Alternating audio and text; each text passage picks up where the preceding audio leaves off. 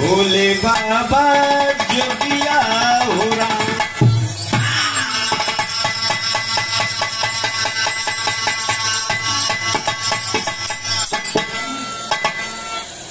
ये बाबूजी रात भर तमाम कलाकारों ने अपनी प्रस्तुति किया।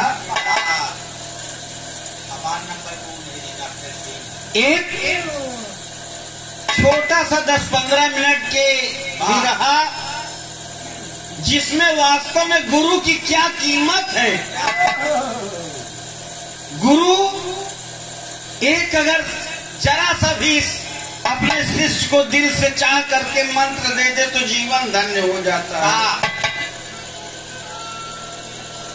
ऐसे ही एक गांव है, गांव के अंदर यही भोरहरी के 3-4 बजे हैं बाबूजी। और पूरे गांव में एक महात्मा जी, जिन्हें देखा जाए बाबूजी तो आप अपनी भावना के अनुसार चाहे उन्हें संत कबीर साहब समझ लें, चाहे मथुरा की पावन पुनीत वसुंधरा से बाबा जी श्री जय गुरुदेव जी मां समझ लें, चाहे हम लोगों के और चाहे हम लोगों के बीच हमेशा पूजनीय रहे बाबा हरदेव सिंह जी महाराज जी को समझ लें,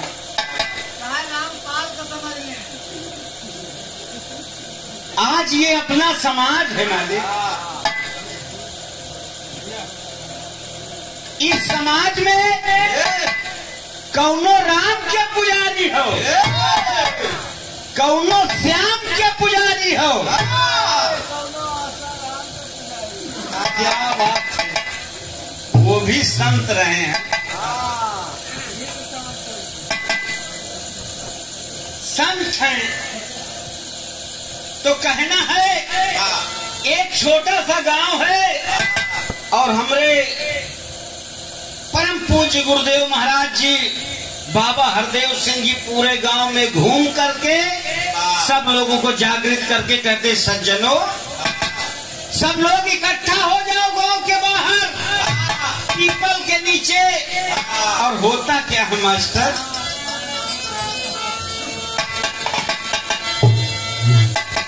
तो सुनिए बाबा के दस्तार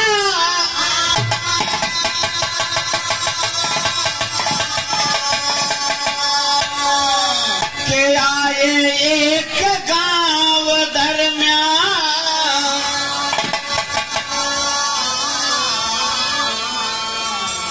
बाबा जी कहने लगे हैं सभी जनों के बीच,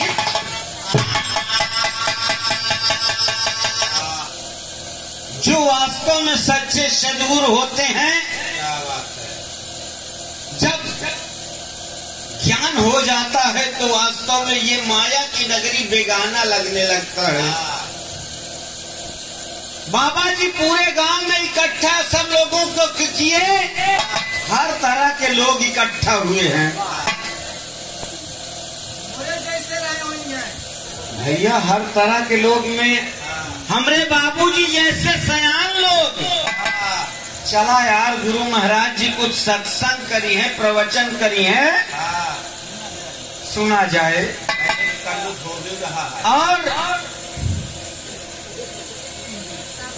इनके जैसे 250 ग्राम लगा के फिर मान के चला चारों के झूमत है सुखो पूर्व से और कुछ नजर ना आवत हो। अरे सत्संग के पीरियड में हैं आप, और ज्यादा कुछ ना कहते हुए हमरे माई बहन लोग कहा ए दीदी चला देखा बाबा जी सबके इकट्ठा करत हैं, ओह नीली पगड़ी वाले। अरे बाबा को जादू दिखाई है का? और हमरे जैसे नवयुवक पीढ़ी वाले कहा अरे अरे चला तो देखा वो बबुआ कौनो भाषण जारी का, जैसे जैसे भावना थी सब पहुंचे हैं। बाबा जी को आत्मज्ञान था बाबू, और लोगों के बीच एक बात बोले हैं। क्या बोले मास्टर? सज्जनों, ये दुनिया माया है, माया की नगरी, कोई किसी का साथ नहीं देता है। कहना है दुनिया बस्वारथ, जमाना बस्वारथ, स्वार्थ में केहू के केहू न होला। अरे ई पिंजड़ा बस्वारथ, सुगनवा बस्वारथ, स्वार्थ में सबही के हरिहर बचो।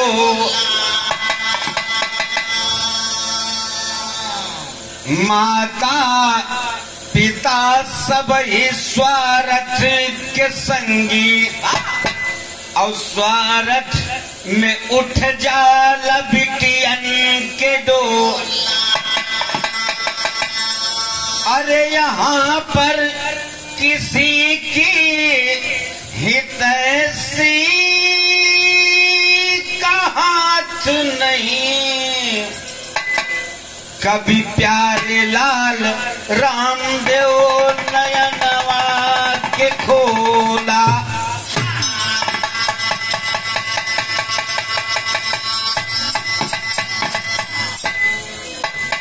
सज्जनों, ये सारी दुनिया स्वार्थी है। सच्चे सदगुरु का कहना कि सारी दुनिया स्वार्थी है, स्वार्थी है। अगर एक माँ अपने बेटे को पालती है तो मन में स्वार्थ है कि लड़कवा बड़ा हुई तो हमार बुढ़ाई तनी से आराम से बीत जाई। स्वार्थ बस सब करें प्रतीति, स्वार्थ के बस में सारी दुनिया है। और इस माया की नगरी से बचना तो एक काम करना है। कैसे मास्टर?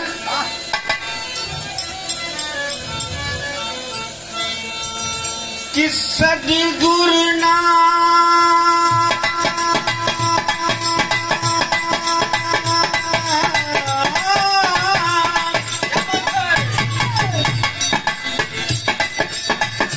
सज्जनों, जीवन को माया से बचाना है। अरे सद्गुरु नाम रटत एक बारा,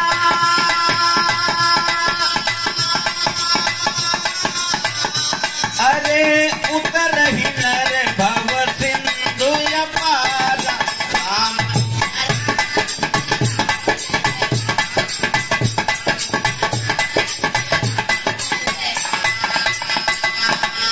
ये बाबू राम सिया राम जय जय राम, किस राम को याद किया जा रहा है? एक राम दशरथ का बेटा, एक राम जग जग में लेटा, एक राम से जगत पसारा,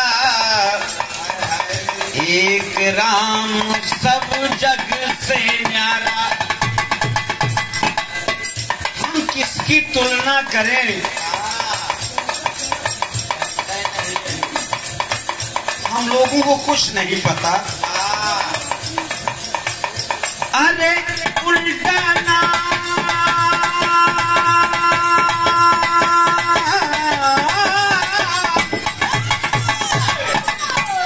सच्चे सद्गुरु के शरण में जाने से ऐसा मिला। अगर गुरु की कृपा हो गई तब, अरे उल्टा नाम रटत जग जाना,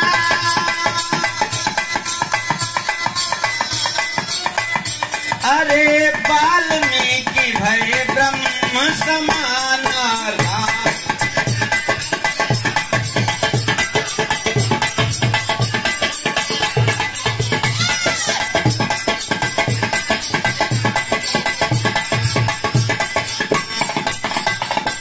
ये बाबू सच्चे सदगुरु की कृपा है। मरा शब्द रटते रटते राम शब्द की उत्पत्ति हो जाए। मरा मरा मरा मरा करते करते राम शब्द की उत्पत्ति हो गई।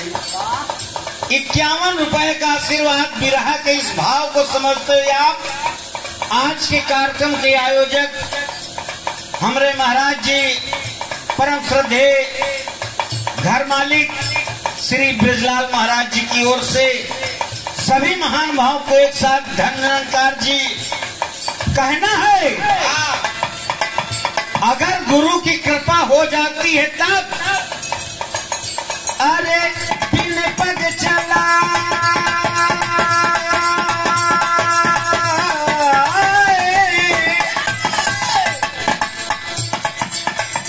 अरे बिन पग चला ये सुनाए बिन गाना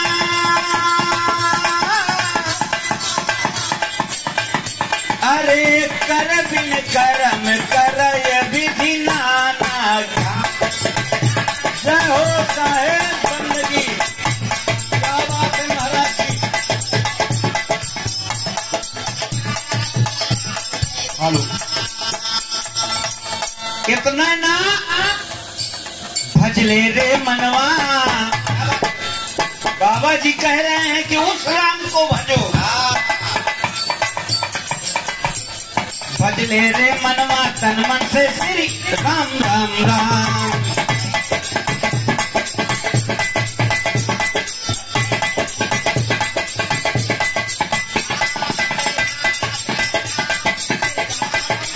क्या बात है क्या बात है। भजले रे मनवा तन मन से श्री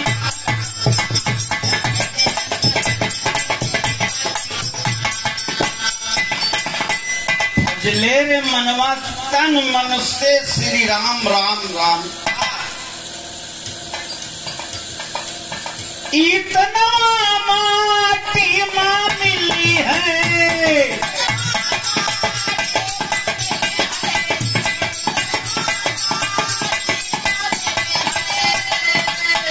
ये बाबू इस शरीर पे घमंड कभी नहीं करना चाहिए। इतना माटी माँ मिली है को नहीं है काम रे भजले रे मनवा तन मन से श्री राम राम राम।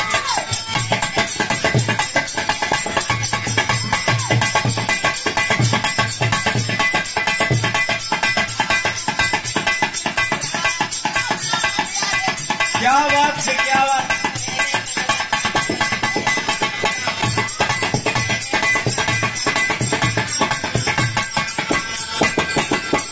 ये बाबू गांव के बाहर पूरी जनता इकट्ठा है।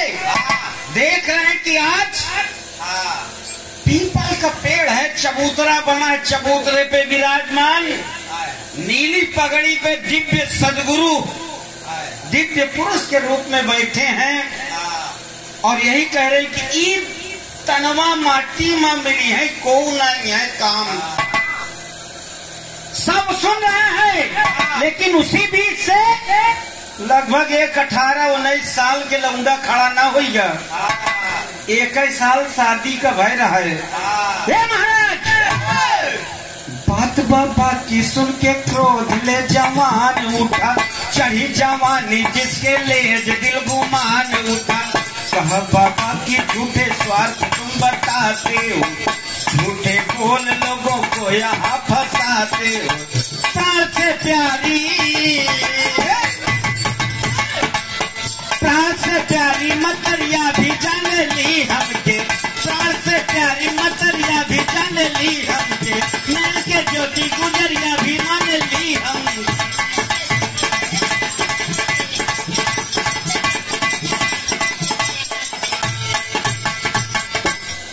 इतने हजारन पब्लिक भरी है उमर से 18-19 साल के लौंडा खड़ा है। महाराज कहा सबका चूतिया पढ़ावत हुआ कहा तो स्वार्थी दुनिया है। हम तो ना माना। बुलाए बच्चा इधर आवा स्वार्थी दुनिया देखबा। क्या आप कह रहे हैं कि स्वार्थी हम ना मानब। क्यों बेटा, क्यों नहीं मानोगे? हमार माई जौन हमके जन्म दिए बहुत ज्यादा चाहत हो, हमार बाबू हमके बहुत ज्यादा चाहते हैं। और इस समय जौन सबसे ज्यादा चाहत जौन बसेड़ी से आई है ना, जब खाना पे बैठ जाए थी 2 चम्मच देसी घी डाले बगैर उसका जीव सब्र नहीं हो, इतना चाहत है। और आप कह रहे हैं स्वार्थी दुनिया है।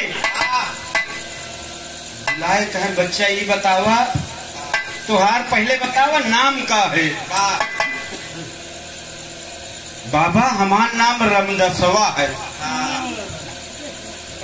महात्मा जी बोल पड़े कि अरे रामदास से काम ना चली, हम चला ले।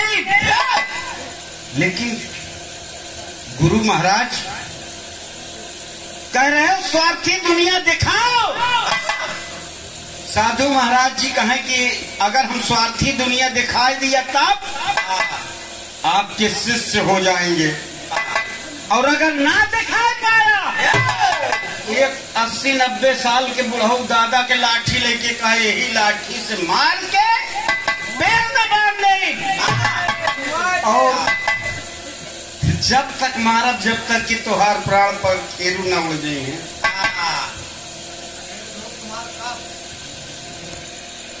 ये बात सुन के बाबूजी दिव्य पुरुष नीली पगड़ी वाले उस सच्चे सदगुरु की चमत्कार मन में संकल्प कर लिए कि हम अगर ऐसे भक्तों को शिक्षा देकर के सुधार लिया तो हमारा जीवन सफल हो जाएगा। एक बात कहते हैं बच्चा कि बात बोला न बबुआ बिगड़ के,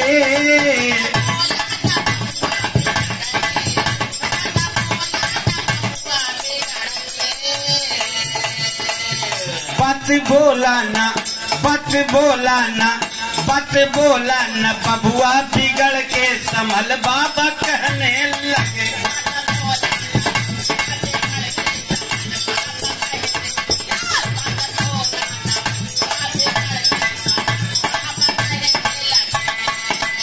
ये बचवा रामदास उजाना तो के कितना चाहो तो कहे बरे, अब ही तोहरो जवानी के झोंका,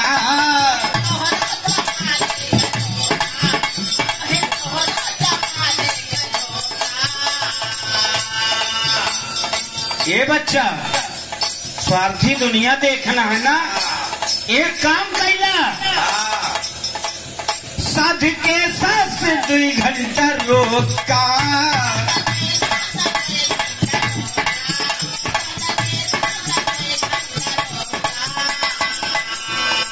अगर स्वार्थी दुनिया देखना है तो सांस रोकने की प्रैक्टिस कैला।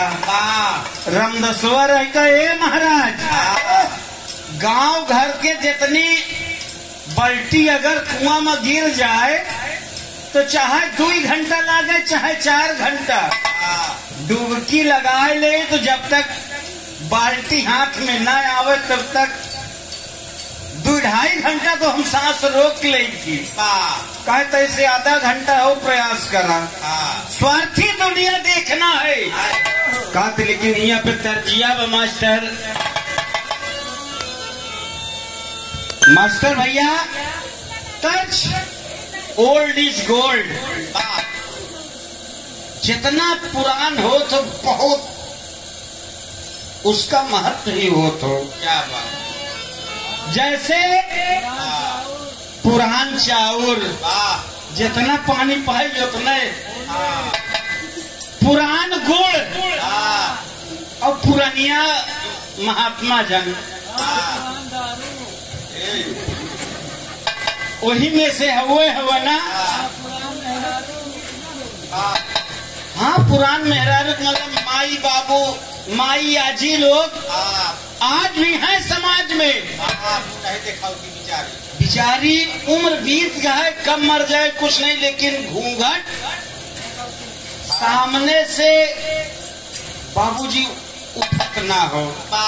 और आजकल 2 दिन हो जाते शादी हो के आए, जैसे सिनेमा ना चलत। ई समाज है बच्चा, स्वार्थी दुनिया देखना है। एक काम करना, तरजिया वो है पुरान वाली बात के राखी हर साल कहेले सवनवा से।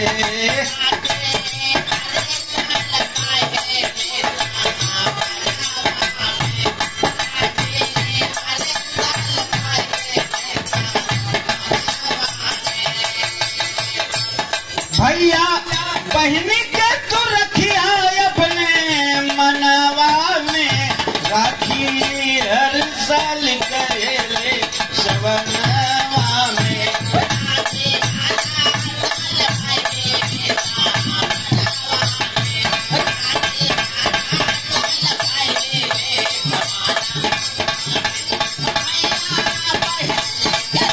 जय हो जय हो जय हो।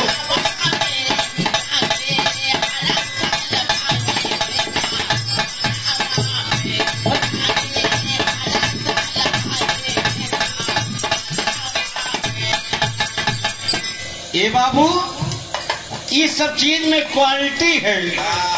और आजकल झरस जब बाल सैया जी, ऐसे ऐसे गीत आ जाए कब चले गए कुछ पता नहीं। लेकिन कवि की लेखनी, ऐसे ऐसे महान कवियों को हम सत सत नमन करते हैं कि जो भी बात एकदम स्पष्ट कर देते हैं। कौनो सखी अपन पति के बुराई ई बतावत हो, लेकिन गीत के बाद कहना है आज रामदसवा प्रयास करत हो कि लाल रोज रोज साधेले साधनवा हो।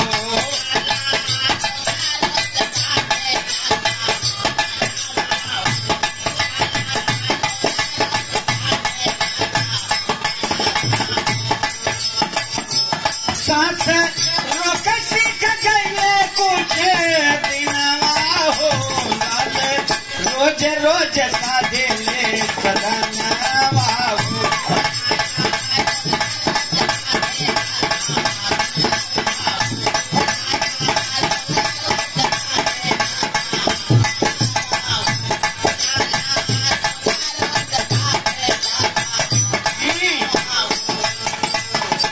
ये बाबू प्रयास कर रहे हैं, कहा 2.5 घंटा तो हम ऐसे सांस रोगी, कहा 1 घंटा ऊपर आयला। रामदास प्रयास किया। ये बाबू अगर मन में लगन हो जाए तो सफलता जरूर मिलती है। रामदास को मन में ये लगन है कि स्वार्थी दुनिया देखा अगर दिखा दे तो हम भक्ति में रम जावे। नठी लाठी है, गुरु महाराज अस्तांग दंडवत हो गई हैं। बहुत लगन में एकदम से लीन, 3-3.5 घंटा सांस रोके लागे। एक दिन इतनी टाइम पहुंच गए बगल में कुटी में, कहा गुरु महाराज स्वार्थी दुनिया दिखावा, हम 2.5-3 घंटा सांस रोक ली थी। कहा बैठवा जा, सारा दिन काम किया, रात भर काम किया और सवेरे वही 4 बजे मर जाया। कहा गुरु जी बतावा मर जावे मतलब? कहा जान के नहीं मरेगा, सही नहीं मरे, सिर्फ सांस रोके का चदरा ओढ़ के। कि ढोंग रचा के सोया बालक, अरे छिपा के सारा भेद, अरे गाँववासी सब रोवन लागे, मारो लेखे।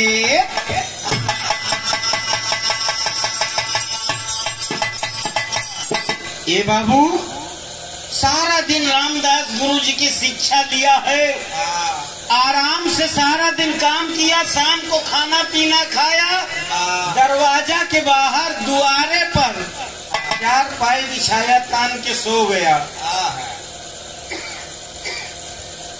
सोने के बाद लगभग 4 साढ़े 4 बजे जब सब लोग जागे लागे तब रामदासवा मर गया। सांस रोक लिया। अचानक घर से माई निकलत हो, झाड़ू से द्वार बहोरत हो। अरे इतना दिन चढ़िया हो हमार बिटवा रामदासवा, रामदासवा जैसे झकझोरा और केकड़ा हसीद हो गया। ये बाबूजी उमाई के दिल से पूछा, जब 9 महीना अपने ओद्र में रख करके अपने नसों के माध्यम से जीवन यापन किया, पाल पोस के बड़ा किया, शादी किया, और आज माई के सामने कोनो सयान लड़का मर जाए। माई के दिल से पूछा, बाबू देखा था माई जगावत हो, अचानक खोद का दहाड़ मार के का तो, लेकिन तरजिया बमातर एक तरजिया के हमरे स्वर्गीय दद्दा राम कैलाश यादव बाबूजी गावे। अरे राम अरे पातर राम जी के, अरे पातर ही राम जी के, पातर कारी हैया राम।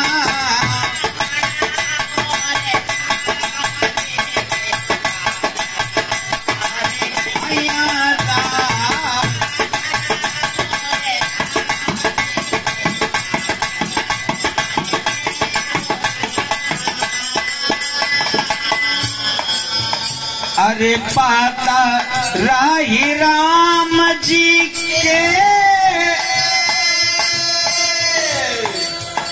अरे पाता करी हैया राम।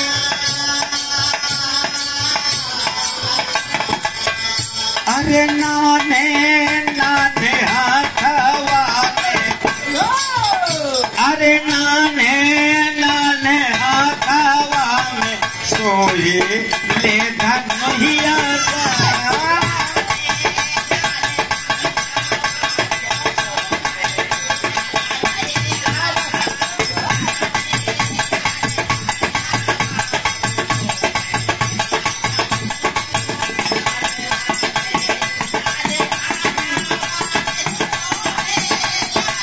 क्या बात है, जय हो जय हो जय हो।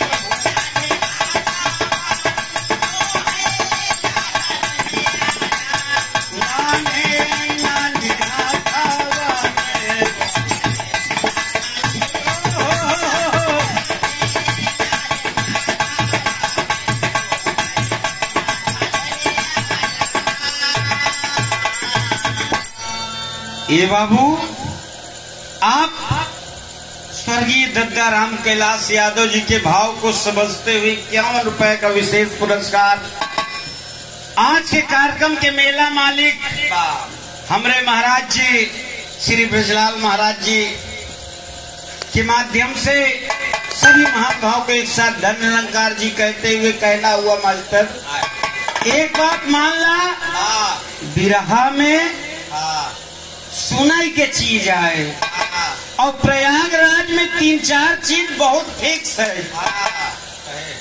हमरे दद्दा राम कैलाश जी के लटका और हमरे स्वर्गीय जनाब हैदर अली जुगनू चचा जी के झटका और हमरे बिरहा सम्राट लहरी लाल जी यादव बाबूजी के फटका और मिठाई लाल दादा के फटका, स्वर्गीय धनपरा नरेश बड़े भैया बाबूजी मिठाई लाल चौधरी बाबूजी के खटका बहुत अजीबो गरीब रहे।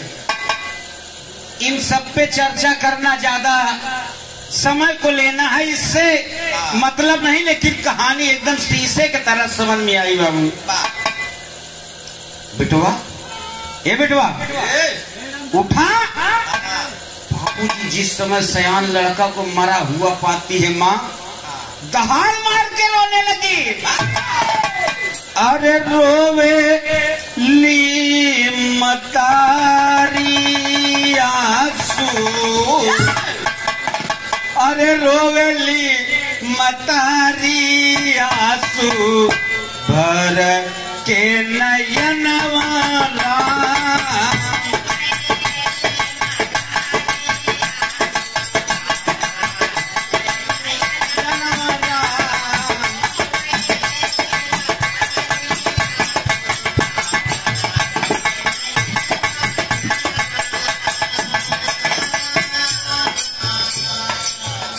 अरे रोवे ली मतारी आंसू,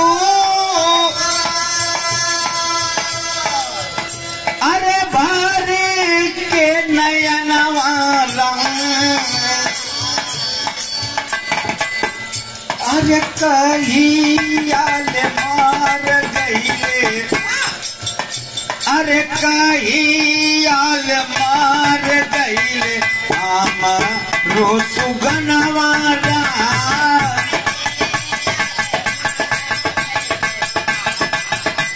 जय हो जय हो जय हो, क्या बात।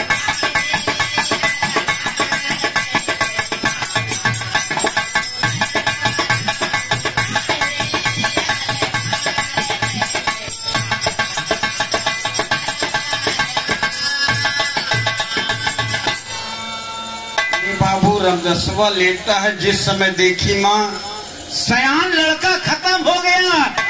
अरे बेटा, जितनी टाइम एक हाथ सीना में मार के बैठ गई, रमदसवा कहा धन्य गुरु, अगर 2 झटका ऐसे लग जाए तो हम तो सही मर जाएंगे। लेकिन माँ की ममता है। आपन आंचल उठा करके ऊपर वाले की तरफ इशारा करके, महाराज ए परम पिता परमेश्वर कि काहे ना बदल गईले, अरे विधि के लिखना।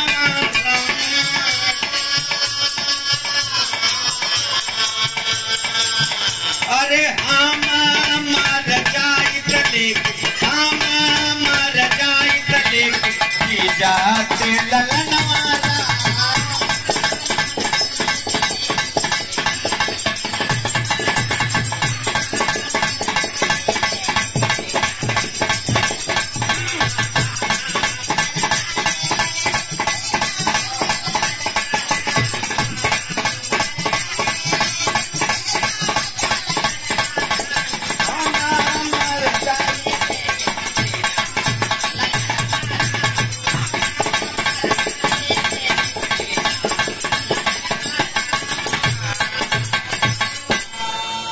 ये बाबू रमदसवा मरा तो रहा नहीं, चदरे ओढ़े रहा।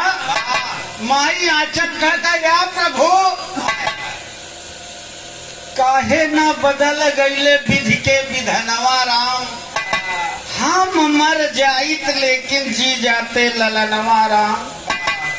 मान के चला रामदास के सीना फूल गा। अरे उस साधु सरवा कहा रहा कि स्वार्थी दुनिया है। हमार माई आंचल फैलाए फैलाए का कि हमार जान लाइला, हमरे बेटवा के जियादा। इतने में घर के अंदर से बपुआ आवे, वो देखता है मान मूड़ में हाथ धइ के बैठ के बेटवा तो ही बुढ़ई के सहारा रहा। तब तक अंदर आवाज गए तो दुल्हनिया जौन रोज 2 चम्मच देसी घी डावत रही, पूरे गांव के लोग इकट्ठा हो गए और हुआ कि आजा मेरे राजा। आज जोर से फिर एक झटका लाकर सही मार देंगी का। इतने में ये सूचना जिस समय पहनी ससुरे में रही सुन के दौड़तिया आवत हो। कवि जी भाव देते तर दिया लगी मास्टर ई तर्ज के हमरे गुरु जी स्वर्गीय रामदेव यादव जी अपने जवानी के आलम में गावत रहे। कहा गया कैसे उस पीरियड में अरे किस सलवा तू सलवा में ये हमरे स्वर्गीय रामदेव गुरु जी की लाइन है। अरे सलवा तू सलवा में अरे पड़ली गरमिया मोर बलमवा हो धानी रंग चुनरी मंगादा।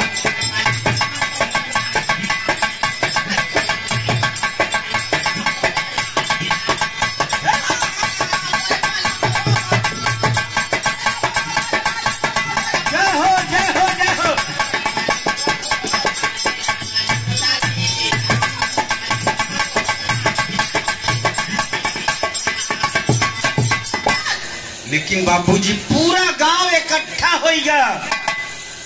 माई के रोवत सुन के पूरा गांव इकट्ठा हो गया है। बहनी ससुरे से खबर पाई दौड़तिया उतर मान एक बात कहा तो अरे राखी के बंधनवा बाधत अरे के करे अब कलैया बड़का भैया हो गुलरी के फूल हो।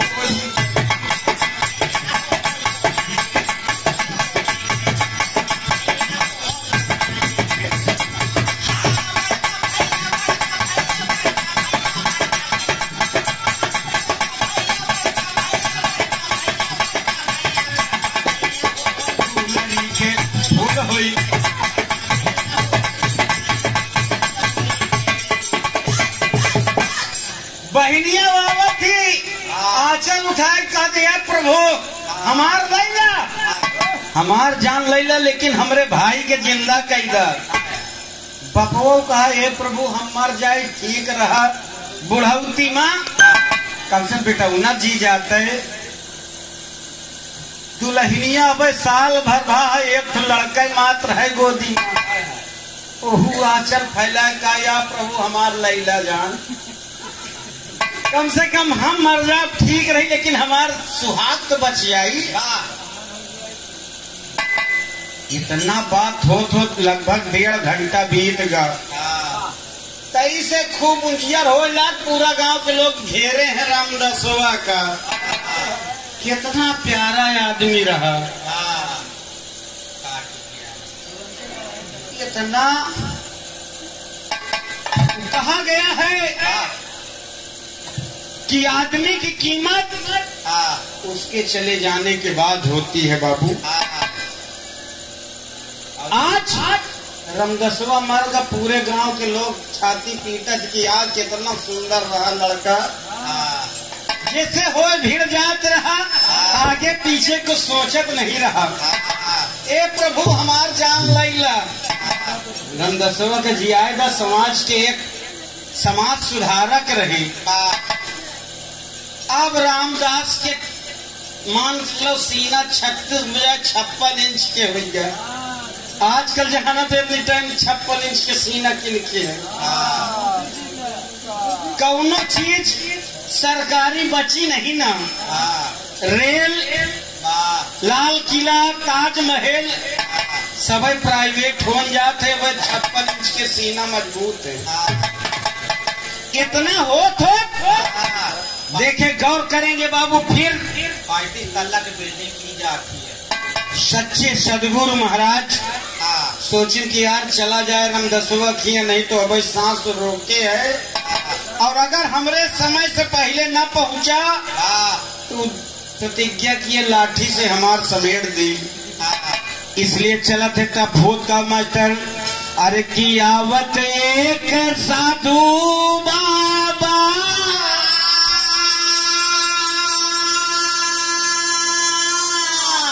अरे तेरत के सरंगी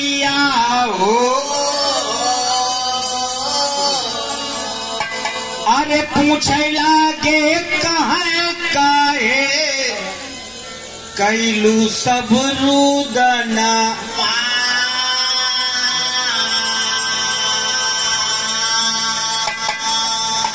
अरे किस्सा वही बतावई लागे, अरे बाबा कही बतिया हो।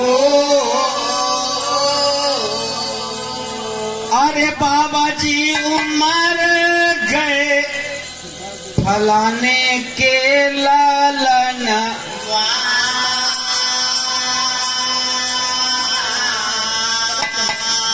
अरे की हथवा पकड़ करके अरे साधु फरमावले हो। अरे हम ता जियाई देवे मुअल सुगना।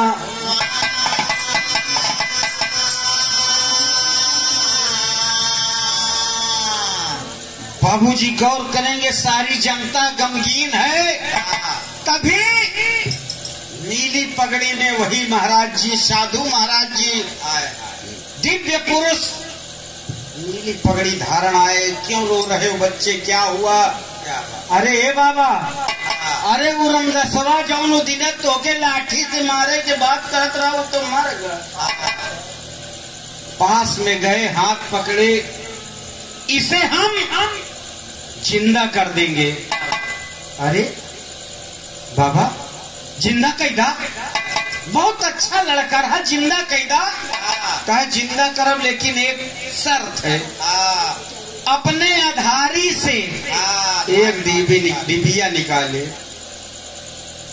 सज्जनों, ये शीशी में जहर है और जौन रामदास का सबसे ज्यादा चाहत हो, चाहे जो को आवे ई शीशी पी ले,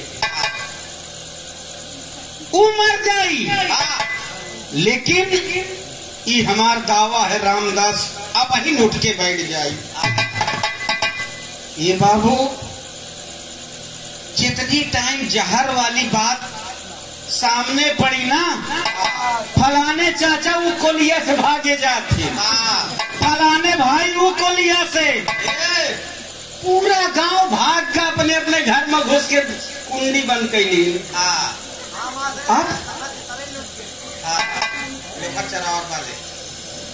अब मजबूरी है, चार लोग बचे हैं।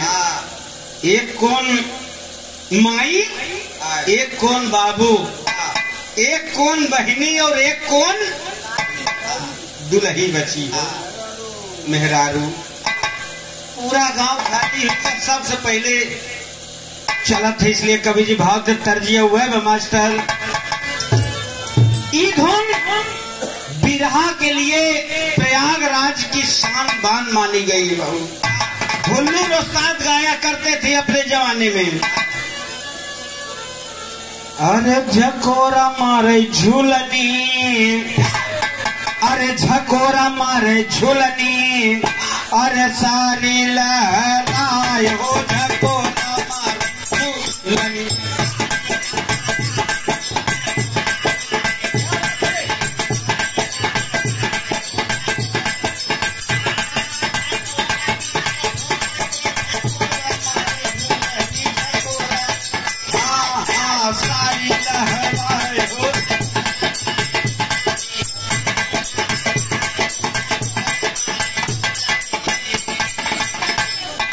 ये बाबू जहर वाली डिबिया का देख के पूरा गांव खाली होए लग।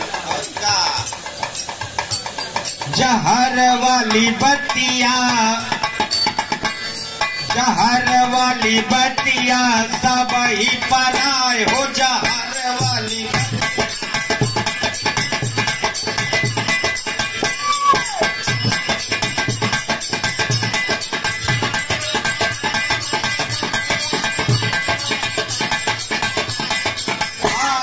सब ही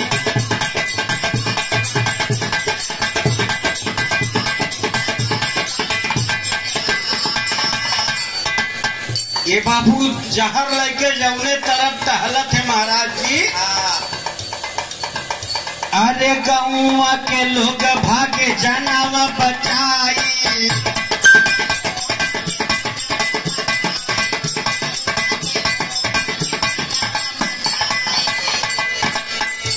अरे एक पर एक गिर जाला भराई।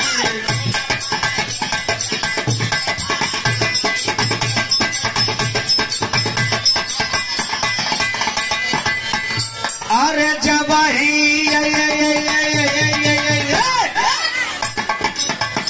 अरे जबरी साधुना दे को के पियाए हो जहर वालिया। जबरी कराए हो जहर वाली।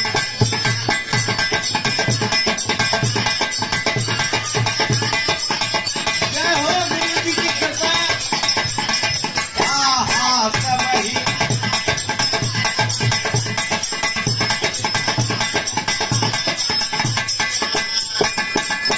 पूरे गांव की धारणा की भाग चला नहीं कहूँ जबरदस्ती न पियाए दे। पूरा खाली हो गया, 4 लोग बचे हैं। साधु बाबा डिबिया लेके सबसे पहले पहुंचे बुढ़िया माई के पास। ये माई आपने तो जन्म दिया है, पाल पोस के इतना बड़ा कर दिया है, खूब आंचल उठाए उठाए या प्रभु हमार लैला जान हमरे इनके जिंदा कैदा बेटोबा के ला माँ हो।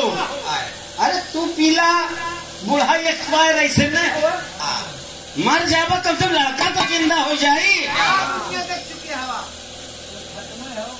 बुढ़ीवा का ये बाबा जहर है। हाँ माई तू पीला तू मर जावा लाल जी जाई। कहा ए माई ए बाबा हम ही पिए कहन का। अरे ले जाओ बुढ़ौना वो जौन बैठे ना वो कोने बड़ा परेशान किए ले जाके बपुआ का दैदा वो पी ले। बाबा पहुंचे बुढ़ऊ गादा के पास। आप अपने पिता होने का फर्ज अदा करें, ये ले पी ले। अरे भाई डर बैठक करे लाग। ए बाबा हम ना पियब, जरूरत पड़ी हम मेहनत करब फिर एक लड़का तैयार करब। 80-90 साल की उम्र में ही मेहनत कर। बगल में पहुंच गए, जब 2 चम्मच देसी घी दावत रहे महाराज।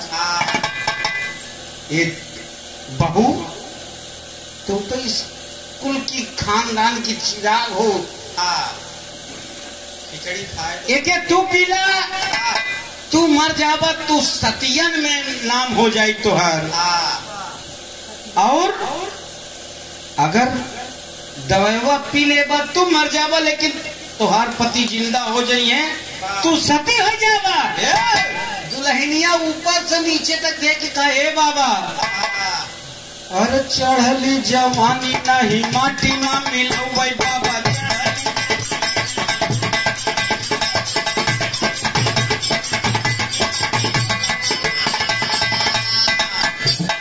ले बनाई हरावा में जिंदगी बिताए हो जहर वालिया।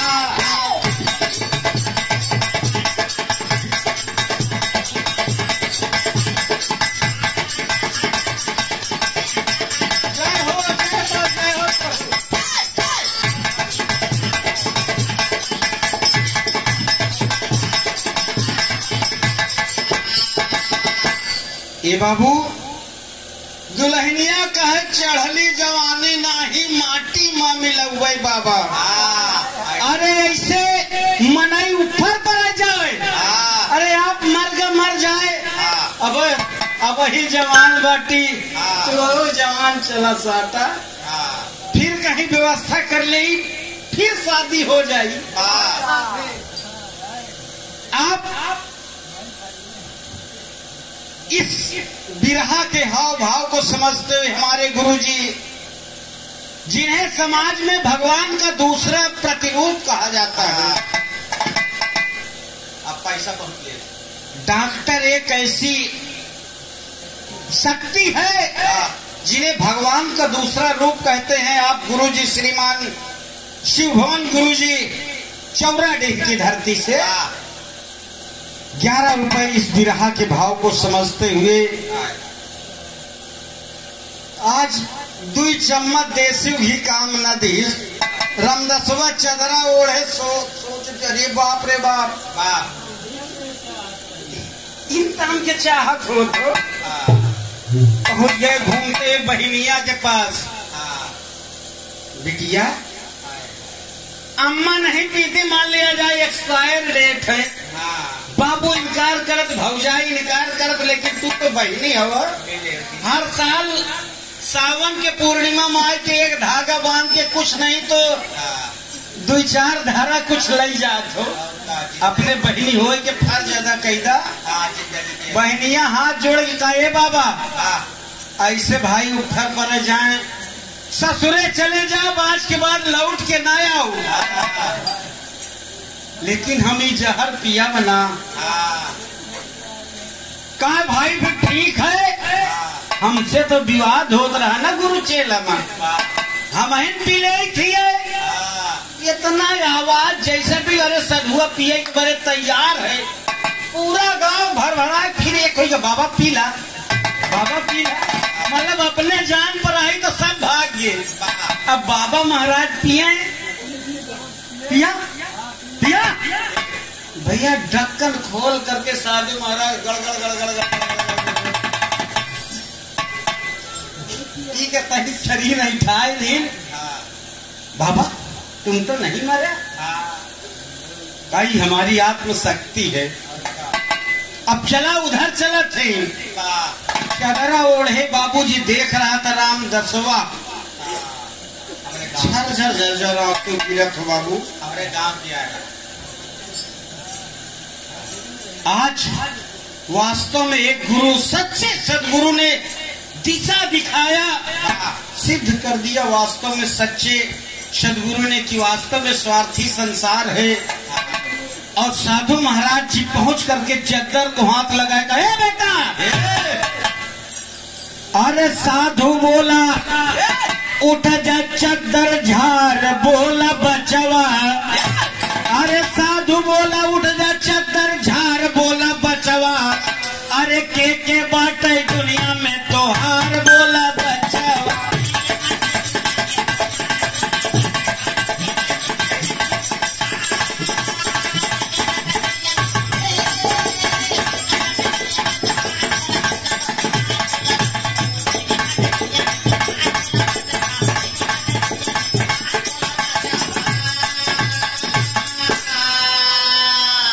अरे कवन बाटे बाप तुम्हारे के महतारी हो।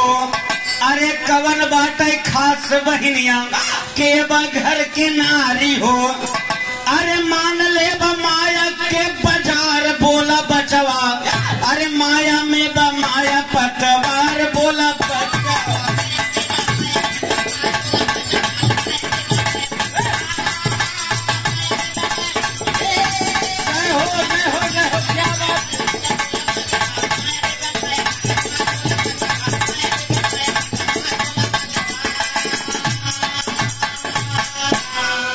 साधु महाराज जी चद्दर को खोल गए, लड़के बताओ कौन है तुम्हारे।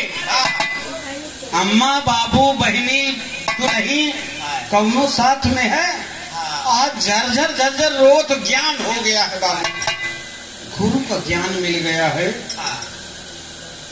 10वां नेत्र खुल गया है बाबू, 10वां दरवाजा ज्ञान रूपी खुला है। पैर पकड़ लिया गुरु महाराज जी के और यही कहा तो कि डहरिया बताए जा, अरे डहरिया बताए जा। गुरु हम भूल गईली, डहरिया बताए।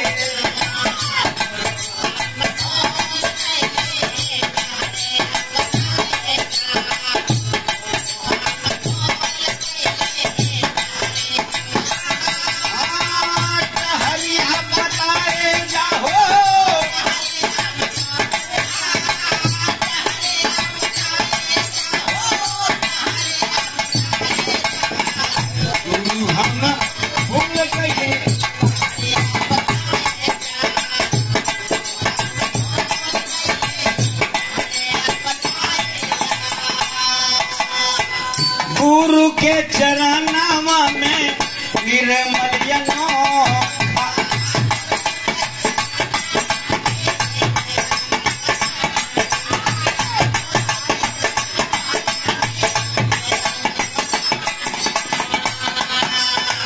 गुरु शिष्य वाला रिश्ता पवित्र है मोखा।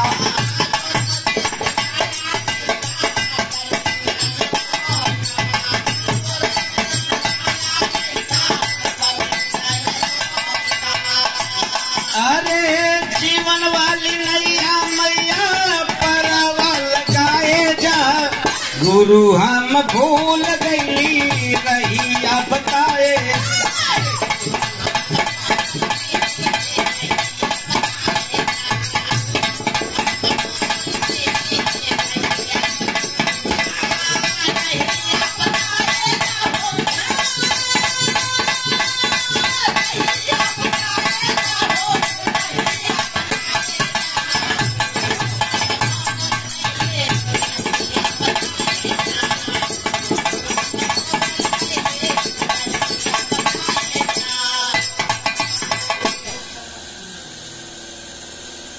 आप परम श्रद्धेय हमारे महाराज जी श्री रूपचंद जी महाराज अस्तुल्लागंज की धरती से 11 रुपए का पुरस्कार सभी महान भाव के साथ धन निरंकार जी कहते हुए आज वास्तव में गुरु की शिक्षा काम कर गई।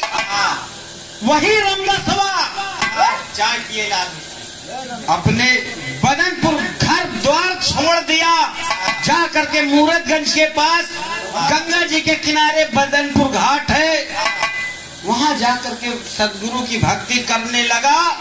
और जब वो शरीर को त्यागा है तो आज भी गंगा जी के बगल में बाबा रामदास के नाम से प्रसिद्ध हुआ और उसकी समाधि स्थल बदनपुर घाट में आज भी चमक रही है बाबू। इसलिए कहा गया बिहारी बिहारी गणेश राम लाल जी गमगीन हो। अरे बच्चन प्यारे लाल कहते तजो भावनाहीन हो। अरे रामदेव माया के बाजार बोला बचवा। अरे प्यारे लाल बनी है पतवार बोला बचवा।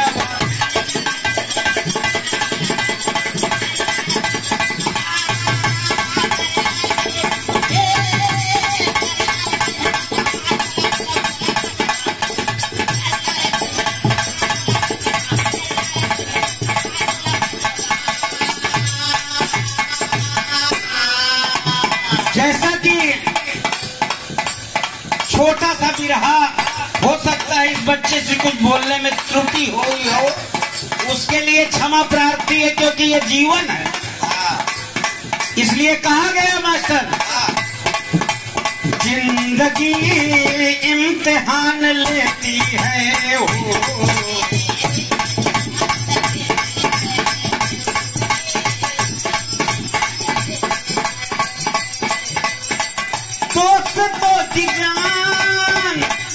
दोस्तों की जान